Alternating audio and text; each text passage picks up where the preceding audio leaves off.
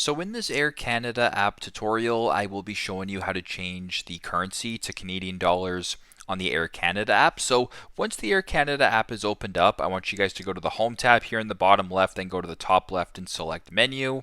Once you're here, I want you to scroll down under Settings to where it says App Settings and then select that.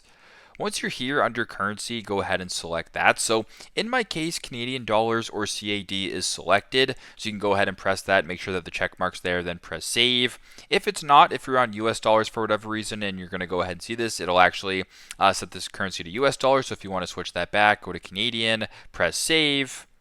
Just like that, and then your currency is now set to Canadian dollars. So all the flights you're going to be seeing will be in Canadian dollars. So pretty simple, pretty straightforward. That is how to change the currency to Canadian dollars on the Air Canada app. Thanks again for watching, and hope this helps.